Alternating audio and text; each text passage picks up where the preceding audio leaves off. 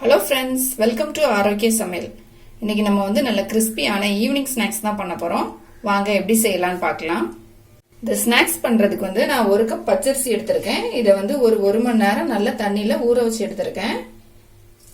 தண்ணியை நல்லா வடிச்சிட்டு இதை மிக்ஸி ஜார்ல நம்ம சேர்த்துக்கலாம்.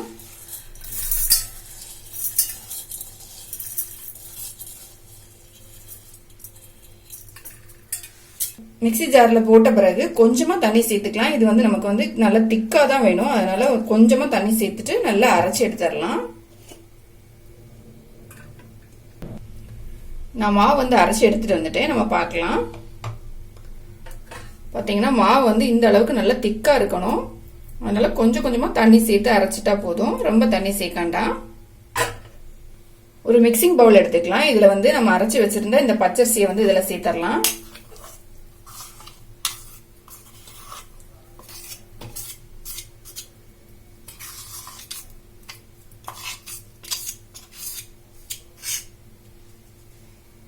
பச்சரிசி மாவு போட்ட பிறகு ஒரு உருளைக்கிழங்கு வேக வச்சு நல்லா துருவி வச்சிருக்கேன். இதையும் நம்ம இது கூட சேர்த்துடலாம்.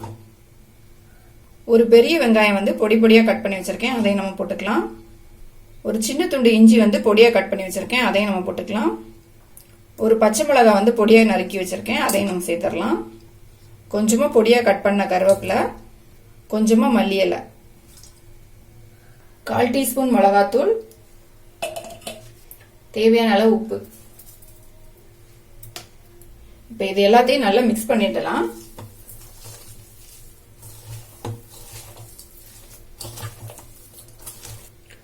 மாவு நல்லா மிக்ஸ் பண்ணியாச்சு. மாவு இந்த அளவுக்கு இருக்கணும். நம்ம அரைக்கும் போது தண்ணி ஆயிடுச்சுன்னா கொஞ்சமா பச்சரிசி மாவு கூட இதுல சேர்த்து நம்ம மிக்ஸ் பண்ணிக்கலாம். கடாயில பொரிக்கிறதுக்கு தேவையான அளவு எண்ணெய் ஊற்றி வச்சிருக்கேன். எண்ணெய் நல்லா சூடாயிடுச்சு.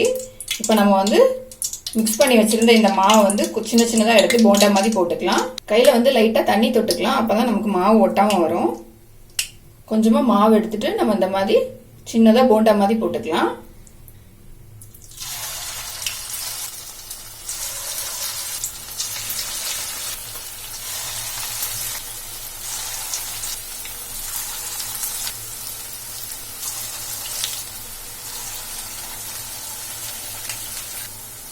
லைட்டா திருப்பி விட்டுக்கலாம். இத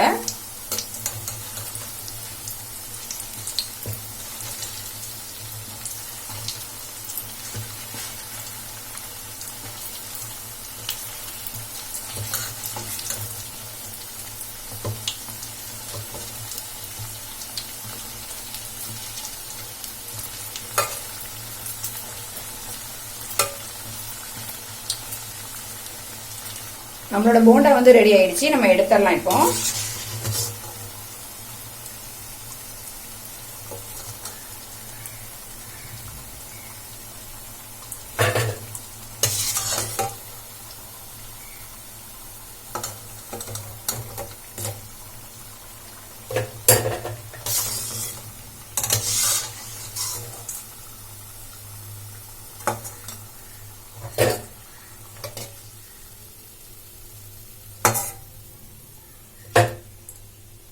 நம்ம மீதி இருக்க மாவை இதே மாதிரி எண்ணெயில போட்டு பொரிச்சு எடுத்துடலாம்.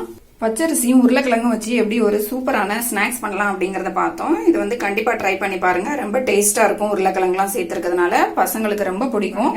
இந்த வீடியோ உங்களுக்கு பிடிச்சிருந்தா லைக் பண்ணுங்க, ஷேர் பண்ணுங்க, மறக்காம என்னோட சேனலை சப்ஸ்கிரைப் பண்ணுங்க.